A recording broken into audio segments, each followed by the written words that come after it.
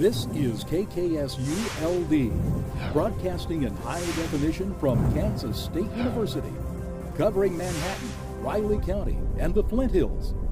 You're watching Channel 8 News. Hello, everyone, and welcome to a special edition of Channel 8 News. I'm Eden Brockman. One of the biggest issues for Americans and Kansans is political polarization. We wanted to see how the rise of political polarization affects the newest generation of voters in Kansas and how democracy and polarization look globally. We talked with young people, experts on the issue, and international PhD-seeking students to learn more. The term political polarization encompasses many different ways that people are pulling to each side of the political spectrum. Dr. Colleen Lind has done a lot of research on the political decision-making process. She said in one dimension of polarization, called affective polarization, scholars found people's emotions towards the political party they do not identify with have increasingly become more negative. As evidenced by things like survey responses that says, how disappointed would you be if your son or daughter married someone of the other political party? Over time, people have responded to that in more and more polarized ways, saying I would be more and more disappointed if they married someone that way. But we can also talk about partisan polarization. So that's sort of what we might think of as cleansing within the parties. So traditionally, Democrats would have a range of political ideologies, from liberal to conservative. Republicans would have a range of political ideologies, from liberal to conservative. But over about the last 30 years, we've seen this sorting within the parties so that Democrats are by and large mostly liberal, Republicans by and large are mostly conservative. Dr. Raluca Cosma specializes in journalism and international political communication at Kansas State University. She explains that Kansas does not always follow the national trends. Politically polarized society, we're kind of a unique example here, right? Because I think this can happen in a Midwestern agricultural society, right? Where you have men and women working side by side, and we have a female Democrat governor, right, in a state where the majority of politicians are Republicans. So I think people vote on the issues more so than, on gender or ideology. So just inform yourself on the issues and see where your interests lie and vote accordingly, right? But you have to inform yourself on those. So yes, there's more polarization than ever, but at the same time, there are examples where Kansans, right, they look at the issues and they don't fall into a pattern necessarily. And we also saw with the special election too, right, where we have major turnout in a midterm election, which we haven't seen in the past. As for Generation Z, Dr. Lind says that their voting tendencies are still up for debate, but they have already proven to be politically active. It seems fairly clear that Gen Z, despite the fact that they feel rather pessimistic about the future of the country and the ability of politics to make any difference or positive change, they nevertheless tend to get involved. We wanted to see how the rise of political polarization affects the newest generation of voters. We talked with different clubs, classrooms, and organizations and gathered 16 participants of evenly spread political ideologies. Of the 16 Gen Zers who committed to the study, 9 participated, including 5 Democrats, 2 Republicans, 1 independent, and 1 undecided. In a pre-event survey, some participants expressed a little nervousness about the process, with responses like, quote, I am curious to see if other people will disagree with me because I feel like my opinions are different compared to most of the students here, end quote. And quote, this is definitely out of my comfort zone, but I am excited, end quote. And then lastly, quote, I am very nervous, but excited at the same time. I have never been a part of something like this before, end quote. Participants heard a series of statements about political polarization and were asked to walk to a line indicating how much they agreed with the statement. The different lines represented if they agreed, somewhat agreed, remained neutral, somewhat disagreed, or disagreed with the statement. America is polarized politically.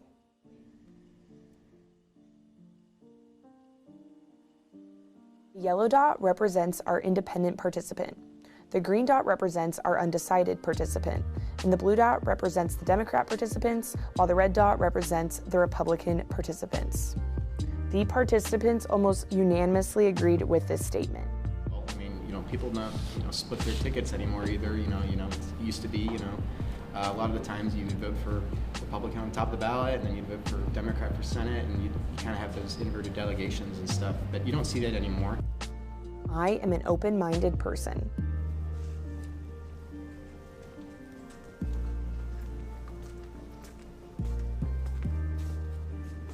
Again, most participants agreed that they were open-minded. Yeah, I would just say it would be easier if everyone could just try to keep an open mind. It's easier said than done, but at the end of the day, I think it's more beneficial to listen and try to hear what they're saying, and that does not mean you have to change your views or anything, but I just feel like instead of I feel like people try to, in a way, like attack the other person, even if they don't mean it, but it's just like they're trying to benefit themselves, being like, oh no, I'm right, you're wrong, and I don't think it should be like that because everyone's valid to their own opinion. My political beliefs are considered extreme in our society.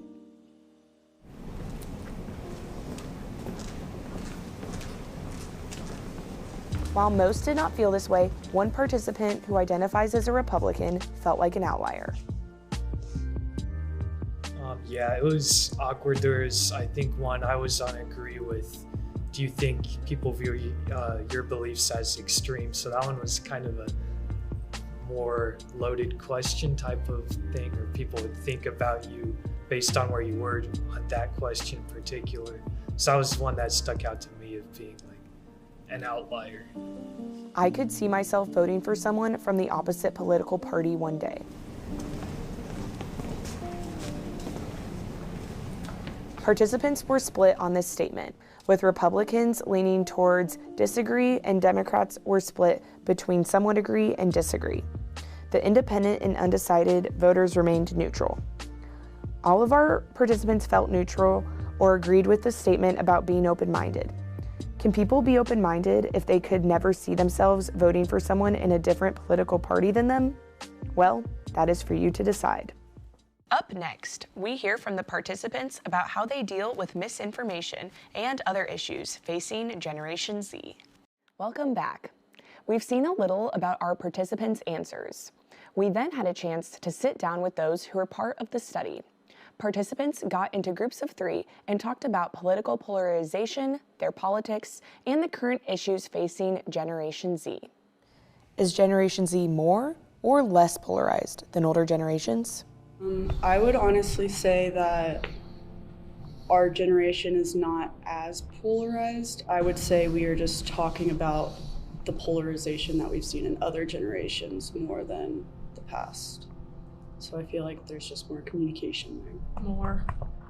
But I don't think it's because we're doing it on purpose or they're doing it on purpose. It's just we were raised in a completely different world with phones and 24-hour news cycle and than other generations. So I think it's definitely what is more like put out there into the world, but I think like in general most people fall within like this middle area. But I think like what you hear about on TV and in the news is like both sides, like the polarization. So I think it's like prevalent, but I think it's definitely not the majority of people. What issues are most important to Generation Z students? In all 3 groups, participants discussed social media as being one of the top issues facing Generation Z currently. I think to an extent social media doesn't help. Like we're shown what we want to see, and we're shown what we believe. So, for whatever side you're on, that's what you're seeing, and that's the content that you're taking in. So it's kind of tough to kind of be neutral when you're seeing so much negative on the other side or so much positives on your side.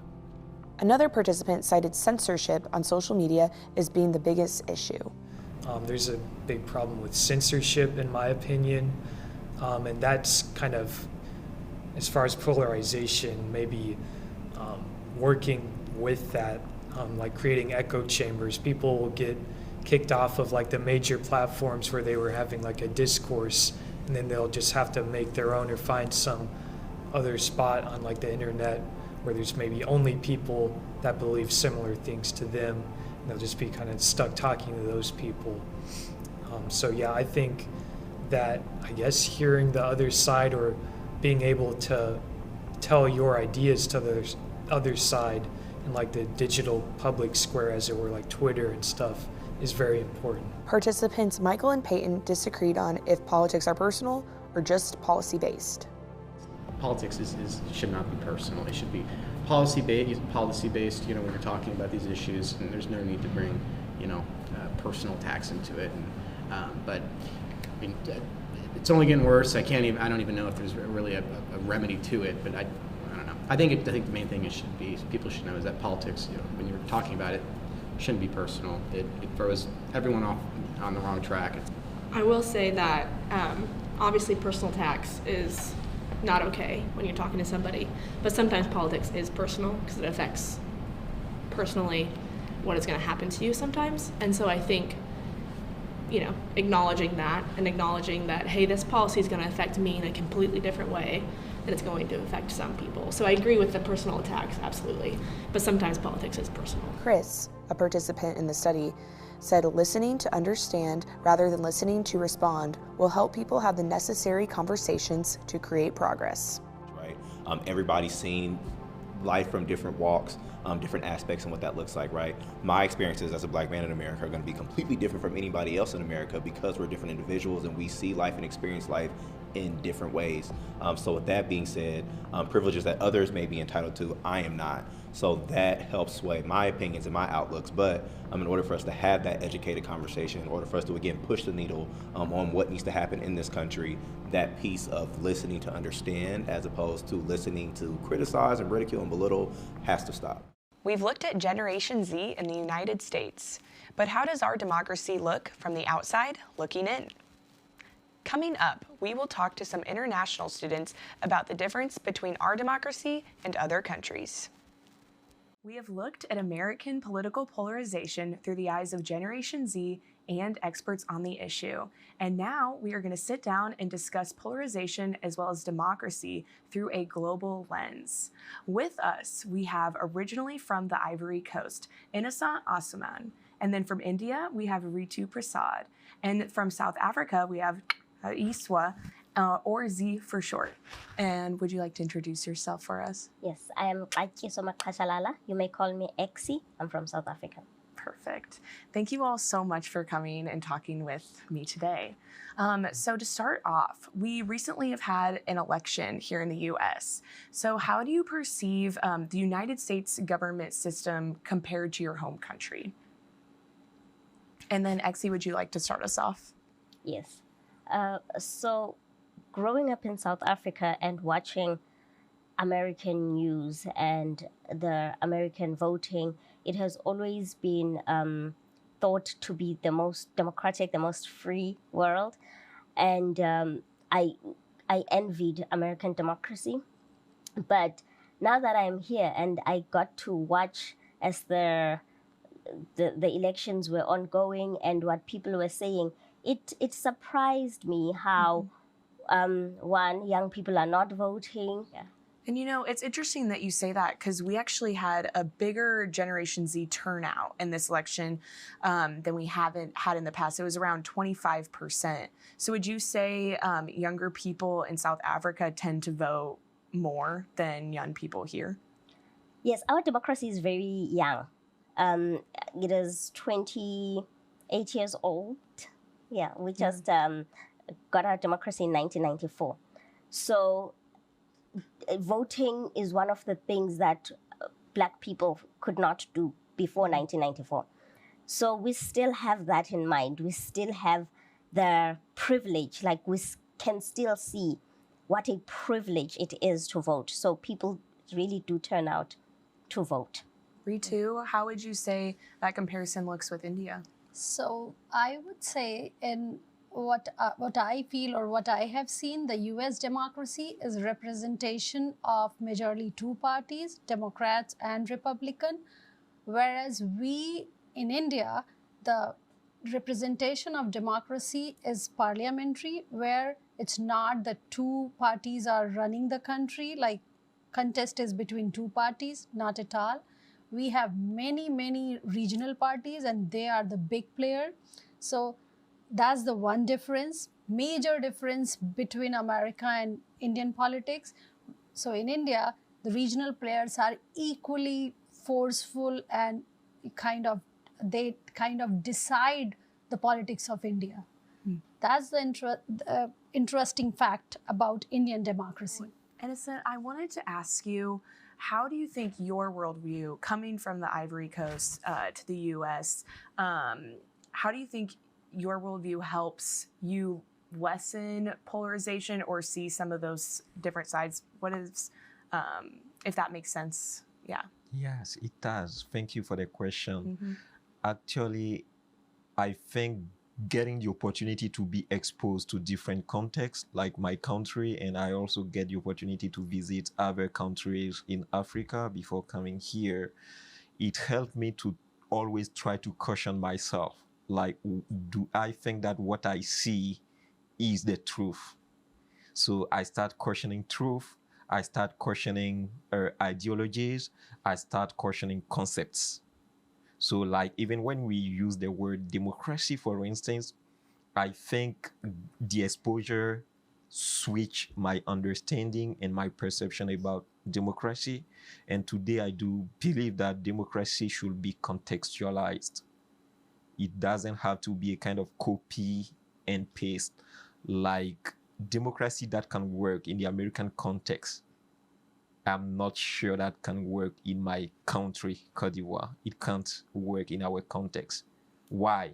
Because we do have some cultural values, some knowledge that they qualify as indigenous knowledge, which is part of our cultural identity, that we cannot build democracy beyond.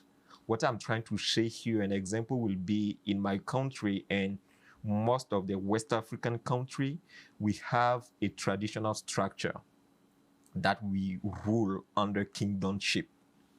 And those traditional people have power, and it is symbolic. So in a rural community, we have a king, and the king has under like his supervision some elders. So whenever there is a decision at a state level, the king can decide that this decision we are abiding to it or not. And so I think these are some of the layers when they are talking about democracy in our context. So in order to think about how we can incorporate those kind of knowledge in our new way to institutionalize democracy, in my country, initially they were excluding them and they qualified them as this is indigenous. And we are in a modern time where we need new perception. But today, because the country was hit by two political crises in 2002 and 2010. So after that, the new government has decided and they have understood the power of those kings. So today they are institutionalized, the kingdoms. And so I think this is a way to see how we can formalize or frame a new kind of democracy in the African context, like in my country. So when I come here and I hear about democracy, I think things are actually different. Why? Because I do still believe, even though we talk about technology, US is a developed country, I do believe that within rural communities, we do still have people who knows the history, who are culturally embedded. And oftentimes they call those people as maybe conservatives.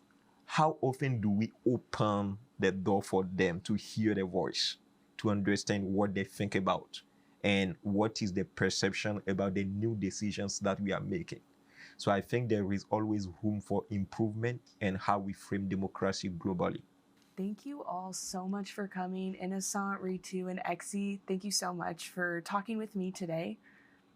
Yeah, thank you guys. Thank you so for having much us. Thank you. for having us. Thank you. Coming up, We'll take a look at the future for Generation Z and political polarization, and advice from Dr. Raluca Cosma and Colleen Lind on how to have productive civil discourse. So where are we going? In the November 2022 election, voters seem to vote against extremes and more towards moderation and balance. As citizens, what should we do to minimize polarization and be open-minded? Dr. Raluca Cosma encourages people to engage in healthy debate. Because it's okay to disagree, but disagree on the issues, don't attack the person, don't resort to disparaging comments about a party you disagree with, don't resort to uncivil discourse, don't do ad hominem attacks, right? Talk about the issue and try to understand where they come from, finding common ground, because we really are united by more things than are divided by in our humanity, right? And our interests. We all want to be happy and our families to do well, right? We really have very common goals, right? And we want to leave this society in better shape than we found it for our children. So I think there are a lot of issues we actually agree on. Dr. Lind encourages people to go to the polls and cast their votes and to run for office. We also need younger people to run for office in order for them to be elected. Let me tell you a quick narrative about women in politics. One of the things that we've learned fairly definitively about women and service in politics is that, with some exceptions, generally they are not underrepresented because the electorate won't vote for them. They're underrepresented because they're less likely to run in the first place. I wonder if the same isn't true for younger political candidates. I have to think that they have just as good a chance of getting elected if they're solid candidates. The problem is they're not as likely to run. So I would encourage Gen Zers to think about whether or not they don't need to wait until the perfect time of their life to throw their hat in the ring for local races. You know, it doesn't even have to be a state legislative or national race. Start in your local community, running for local office. Thanks for joining us for this Channel 8 News special report on political polarization in Kansas. I'm Eden Brockman. Be on the lookout for more Channel 8 News in the upcoming year.